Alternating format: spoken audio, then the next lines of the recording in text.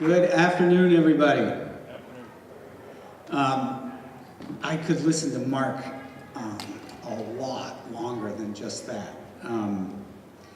He is an inspiration, and I did want to just say what a great event this is, and the energy that lots of people put into this. I know that the Energy Advisory Committee, Molly Ettenborough, I think we should give a hand for Molly. Mayor Holliday, I don't think that there are many leaders in Newburyport's history who have committed themselves the way Donna has. So I really applaud Donna's work. And also the Recycling and Energy Office and the Climate Action Project at the UU Church. All of those people and organizations are involved in making today possible. And in case I forget, ask me at the end why I'm wearing this shirt. I'll probably forget. So let me get this show going. I'm going to talk to you about building systems. What I've learned, I've gone way deep into the rabbit hole on this one the last 6 years, which I enjoy doing. But having studied invertebrate zoology, I got a BS in BS, and then a BS in invertebrate zoology. It makes me a perfect landlord, doesn't it? Or not? I'm still working on the link, and you'll see in my slideshow, I do hint at that a few times. All right, so the goal in today's green building community is to build structures, dwellings, we'll talk about dwellings today, that not only use very little energy, and when I say use very little energy, do remember that the use of water is energy. It takes a lot of energy to bring water to your tap and to treat it. And then it takes a lot of energy once it leaves your house to treat it. So we want to build dwellings that are efficient that way, but also minimize the amount of energy required to put that structure up. The term for that is embodied energy. And the Hillside Project falls short in that regard for reasons I won't go deeply into, but concrete technology is growing quickly and expanding quickly, and we are going to see CO2 absorbing concrete in the regular marketplace. We were hoping it was going to be here sooner than it is. So with that, so the next slide. This is a net zero house. Uses no more energy than it produces, and the materials used to build it don't require much energy. So this is just to emphasize the concept of embodied energy. This very nice ski side chalet might be the opposite. So although it is net zero, that is, it generates as much energy as it consumes, there's a ton of energy in producing glass and steel and in mobilizing glass, steel, rock, etc. to a site. So long term, you probably are going to be seeing a focus on structures with low embodied energy. Now, net zero for Newburyport. And I assume that everyone has a good handle on the net zero concept, but it is really hard to take an old Newburyport building and make it net zero. You know, that you have enough space on your roof for the solar panels to generate some, if you're not shaded. And then you're dealing with old timber frame and very narrow walls. It's really hard. So I think the city has the right perspective on this, and that is that you just do what you can. All right. These are the very basics I'm going to throw out at you today. And this may be too basic for a lot of you, but regardless, it's still, these are all very important principles if you, in your lives, are trying to reduce the amount of energy consumed in your building or home. Make it airtight. Really, really important. You can put all the insulation you want in a building, but if air can leak around all that expensive insulation, it just doesn't do a whole heck of a lot. So here it is. Seal it.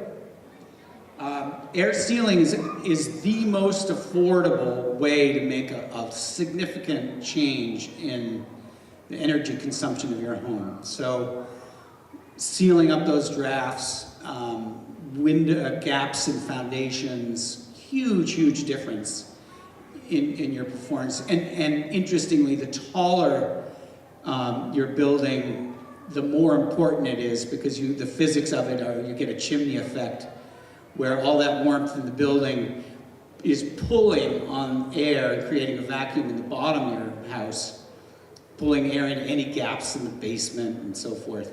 So really important, and it's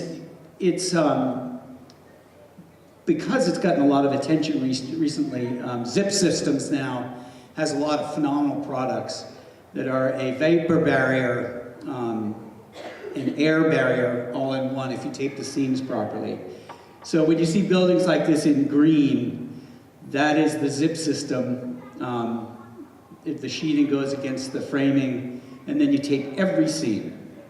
And to do it right is really kind of an intense process. And Mike Brown, I don't know if Mike is in the audience from Advanced Building Analysis, but Mike, who lives locally, is like the air sealing guru. If you have a question, see Mike. Mike is set up Advanced Building Analysis, ABA, on the floor across the hall. So seal it up. And it's going to be very hard for you to achieve net zero or passive house standards in a home without doing this. And then, after you've done your air sealing, then you start insulating and thinking about how you're going to do that. And anyone who's in the building industry knows that now there are an enormous variety of insulations out there. I, myself, in building rehab, have become partial to mineral wool. Roxol makes a mineral wool product. And mineral wool is just rock that's been heated. It's basalt, I believe.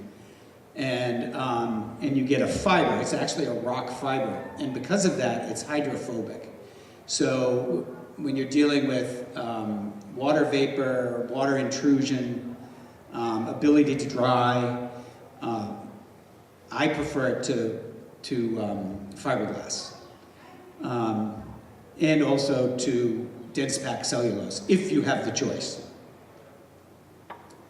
At the Hillside project, we are using a lot of EPS insulation, which is expanded polystyrene, and it uses steam as a blowing agent, and is of the foams is perhaps the more friendly of those foams. I mentioned earlier the amount of energy embodied in your building materials. That's a factor in foams. And that is one of our wall panels that we've been building in the tent you've seen over there. So there's 12 inches of foam. We build the entire wall and air seal every corner of every window back into the siding system. And then back to Zip Systems again. They've figured out what's important in the market now, and they now make a sheathing, a home sheathing, that is laminated to insulation. I'll talk more in a moment about why that's so important. And if you're rehabbing your house and you possibly can get 2 inches of insulation laminated to your sheathing, it's sort of the golden number, and I'll tell you why in a minute. But so now you've got a continuous layer of insulation on the outside of your house, so your studs are not a thermal conductor to the outside, and you're air sealing it. So you're managing water vapor, you're managing air migration, and you're getting some R value now. And this is why. Here in New England, we, during the winter, we're heating and living in our homes, we get nice moist air. That air, if it's allowed to migrate out towards the outside of your wall system, and it finds nice cold things, that water vapor is going to condense. And lo and behold, now you have water inside your wall assembly. Not a good situation. Particularly in our old Newburyport homes. And more difficult yet again is that in our timber frame homes, ventilation between your siding and the wall is difficult. So once it gets in there, it's hard to dry it. So what you see on the left is a temperature line, and the blue dot represents the dew point, or the, what do we call it? Yeah, the dew point of typical conditions in New England. So what it means is that the wall is never going to get cold enough with this zip insulation system to pull or convert water vapor to water in your wall. So these sorts of things have been learned by a lot of people the hard way, and the amount of damage done to homes over time has been immense. Many will remember putting up plastic, behind the sheetrock, and you got to control your air movement, and it coupled with keeping that dew point outside the reach of moving air in your wall assembly. Oh yeah, now you've done such a good job air sealing your house, and you've put the insulation up and so forth. It's so tight, when you cook a nice garlic-rich dinner, your house really stinks. And it's not going anywhere fast, because the ability of your house to breathe is now changed. So, again, this might be old news to most of you, but so ventilation now is so important in new home construction. So to comply with the new building code, you need heat recovery ventilation systems. This is basically how it works on the right. So you have a device, an appliance, which is constantly running 24/7, and it's ejecting stale air. That garlic dinner is going out through one duct. As it passes by the surfaces of the inbound air, it's transferring its heat, its BTUs, to the inbound air. So, and they've figured this out, so they're very efficient, like 92% efficient. So get this, so it's, say in the winter, you're sending 80-degree air out, and it's 10 degrees out at night. The air coming back in the other side, someone do the math for me, but it means you're somewhere in the 70-degree range. So you're taking that very cold outside air, preheating it, and bringing it as fresh air into your home. And the rules are that you always want to ventilate, pull air from your bathroom and your kitchens, or laundry, and then you want to deliver your fresh air to the bedrooms first. If you have any excess, you put it in the living space.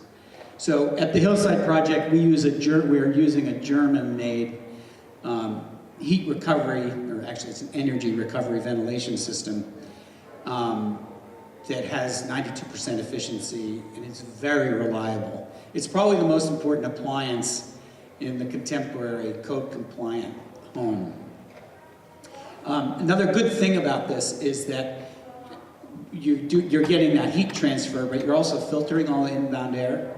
So you get superior air quality in a passive home. There's some net zero housing built near Logan Airport, and they were able to see that particulates were significantly reduced by the configuration of a well-air-sealed living space and a good filtration system. These are views of typical Zender units. You could say it looks like there's like spaghetti coming out of the top. Fortunately, the ducting is in like small 3-inch ducts. How am I doing it? Small 3-inch ducts, so you can get them inside a typical 2x4 wall. And it's a brilliant piece of engineering.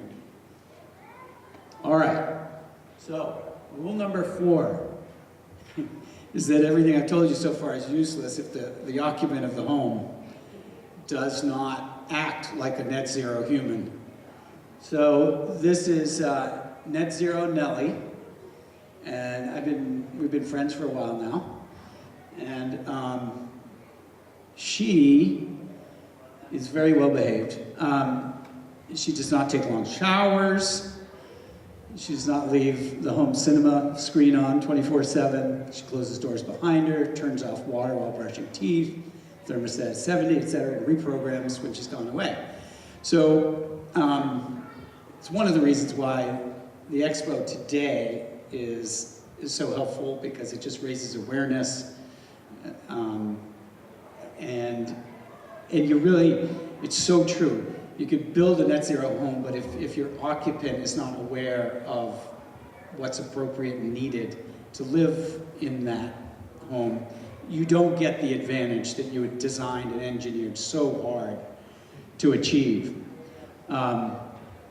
Couple aspects of that are that in the Hillside project, there are prompts, there will be digital readouts, so you have real-time data available as to how much juice you're using, like what your plug load is, how many BTUs an hour you're asking your heating system or cooling system to deliver.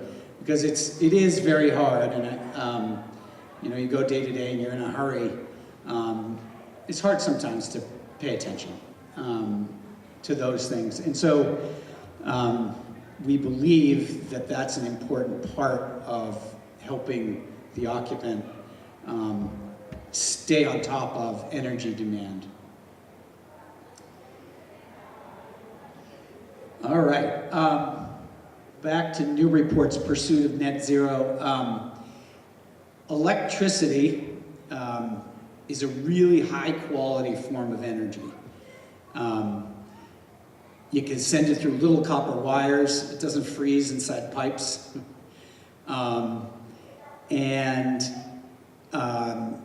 Unlike gas lines, which are pressurized and can leak, or oil lines, which can also leak, electricity is just really beautifully simple. And so long term, the markets are designing towards that high quality energy. And we're seeing just amazing numbers coming out on the performance ratios of the heat pump systems that are out there. And we are using the very smallest Mitsubishi 6,000 BTU split system heat pump in our buildings, and believe it or not, it won't run very much, which is a good thing. You get a little payback on all that insulation and air sealing.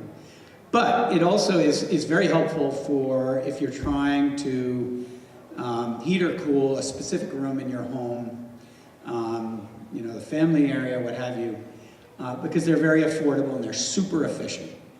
Of course, this has to be coupled with battery technology to really take off. It's worth mentioning. And then this one I'm really excited about. Sandin, there are others, Dakin, so forth, but Sandin is coming out with a air to water heat pump. The Mitsubishi stuff, all the things we've heard about so much, those are air to air heat pumps, right? So they're taking air, finding and squeezing the energy out of it, and giving you warm air or cold air inside the house. What Sandin is doing is they now, using CO2 as a refrigerant, are able to squeeze energy out of cold air, very cold air, 10 below, and deliver hot water. And why is that a big deal? It's a really big deal in Newburyport if your furnace or your boiler has died, and you're tied into an old brick chimney, and you just want to replace the furnace. Well, no, it's not that simple, because codes require you now to line your chimney with stainless. It's very expensive, or you can put in a forced draft system. So I'm coming back now to the quality of energy thing. So if this Sandin unit, which I'd hoped to see rolled out already, is in our marketplace, it'd be great to work with the Energy Advisory Committee to do a sort of a rollout and see if we can get some of these systems going in Newburyport. So it basically means if you've got a hot water boiler heater and you have forced hot water in your house, how many people have forced hot water in their houses? Yeah, there are a lot of us. We, in heating dominant areas, focus more on that than the cooling piece. So that is why these are so important, because you could squeeze energy out of the outdoor air and you can transfer it into your home as hot water. Really, really big deal. I'm very excited about this one. I think that's pretty much, so all these things I've described, you can partner with Mass Save to get done in your house. And we have had, I think, like 48 or 50 audits and improvements in our residential units in Newburyport. And the payback is ridiculously good, much like what Mark was talking about with solar and the dust collection system. Worth doing, and the financing too. So your little share that you pay, they'll spread it out over weeks, rather years and months to help you cover it. So it's really good. A couple other things. Buildingscience.com, great site. It's got everything you'd ever want to know about the latest research in building wall assembly technology, walls, roofs, you name it. And then, and then here's a reality check. Ignore everything I said today. If you just go out and you and your family eat less red meat, you are doing a world of benefit to the planet. And lastly, I'm going to make my plug for the Coastal Trails Coalition, and we are working hard to bring you more miles of rail trails, recreational pathways. Everyone knows we're working on that in the South End. So, no red meat, help out building rail trails. Thank you.